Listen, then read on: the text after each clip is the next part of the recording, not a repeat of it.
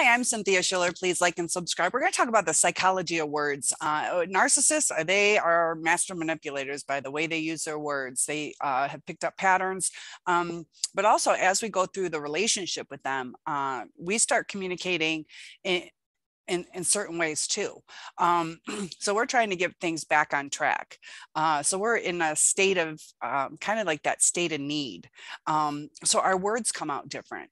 And the narcissists, they take it the wrong way and everything just falls apart.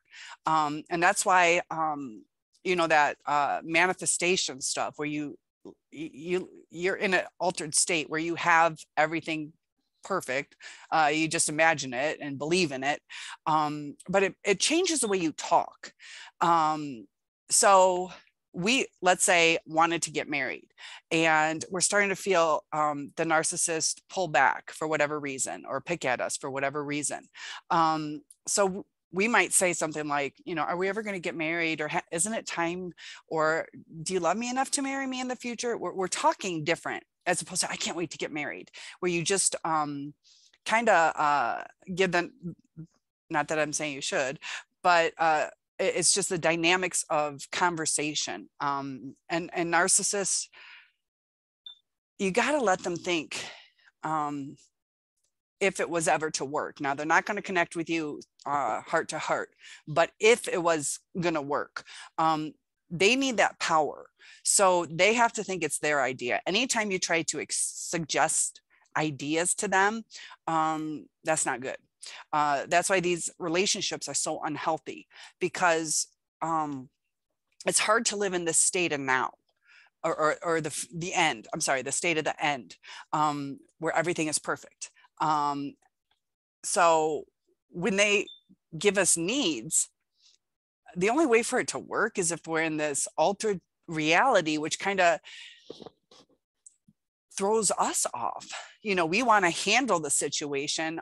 We want to, try to avoid certain things in the future. So we want to discuss it, take care of it, or just see eye to eye. But if it's kind of like a sales pitch, if it was to work, when like salespeople, if they were like, you probably really don't want that, do you? Or, you look, when you're trying to make a sales pitch, you don't give them the opportunity to say no. You're supposed to kind of lead them and have them verify, like, that would probably go really well in your new home, and then so they validate, yes. You have grandkids, the kids would love to play on this. Yeah, I do it. So you're leading them by getting yeses and yeses and yeses. And eventually they're so used to saying yes that they're like, you're right, there was nothing leading towards a no. So the psychology of words, it is hard to live, because you just want to have a nice, comfortable relationship. You just want to be able to say, anything to them, and not have to have it a sales pitch or trickery into getting them to think it's their own idea. You just want to say, hey, can we go out to dinner on Thursday? As opposed to like using all these like tricks for them to, believe that they came up with the idea. And we get frustrated because even then, if we did get them to believe that, they're going to take it away. So it's exhausting, because we just want to be straightforward with them. We want to talk politely, but we just want to use our own word patterns. We want to avoid problems in the future. The narcissist continues their abusive patterns that put us in that state of need. So if you're not in that state of need, it comes natural. Because if you are having a great time, it's like you can say things like, oh, I can't wait till we can do this again, as opposed to, do you think you want to see me again? It's just different on how you say it, and things will start to fall in place. But when they put you in that state of need, because of what they're taking away from us, it falls apart. And if they didn't take away, or if they could get us back to that state of happiness, and we got to be happy within ourselves, but when there's issues, they need to be dealt with. You can't live in this fake future that could happen if you took care of the now. So it's really hard when you're hurt to talk in a state of not in a state, I can't say it right, when you're talking the right way, where there is no need, because it flies off the cuff. You're just talking, and everything just comes natural. And I just thought it was an interesting point, that it's almost like you have to have a sales pitch to get them to think everything's their idea. Otherwise, they don't want to do it, because everything's centered around them. They don't want to take responsibilities or accountability. So they don't want to feel like they have to make us happy. They want to feel that, they asked us to come for their needs. It's a whole mind twist.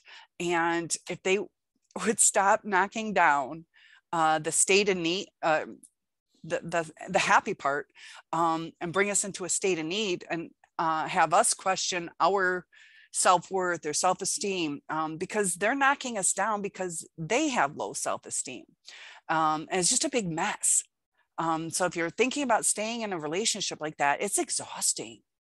And it's almost like you can't win, because you're like, I'm in this, happy place, and I just want to talk to them, or, I love it when we have time together, so I'm going to ask if we can do more. But then you're in that state of need, because,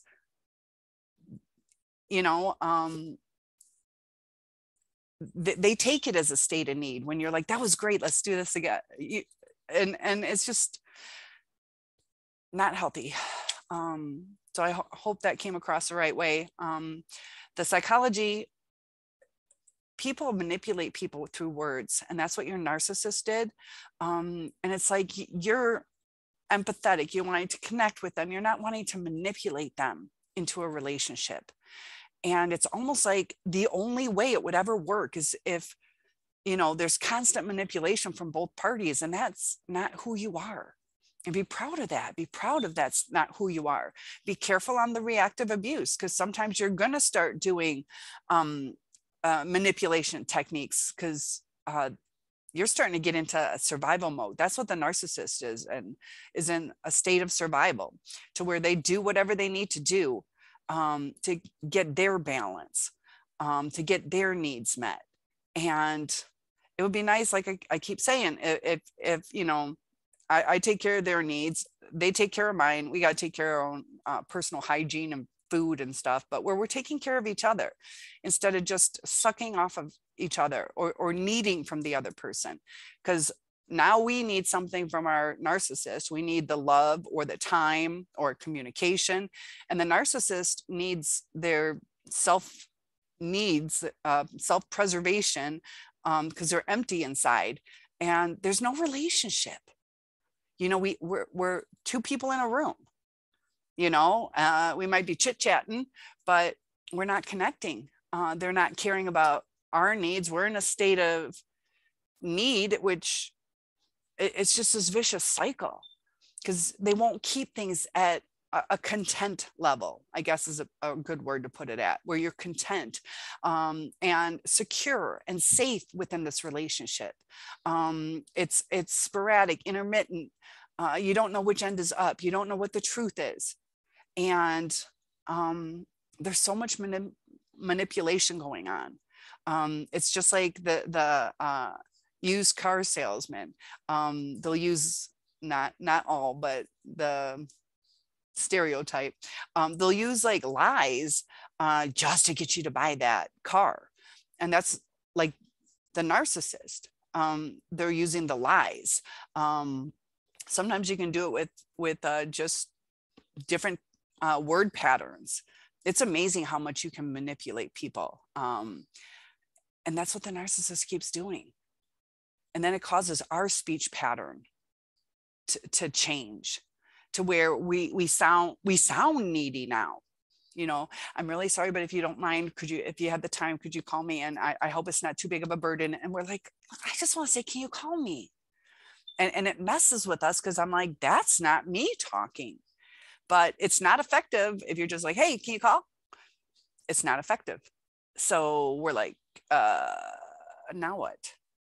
You know, because it should be effective to ask your partner, like, hey, can you give me a call in a day or two? Get a sure, I'll give you a call, or they just pick up the phone and call you. So it's always going to fall apart. It's always going to snowball worse and worse as time goes by. So thinking about that new supply, they're going to go through those same cycles with this narcissist. Their word patterns are going to change. The narcissist is going to pick up on it. And that's what, like walking on eggshells. The narcissist knows that they caused that. So it makes them self-reflect.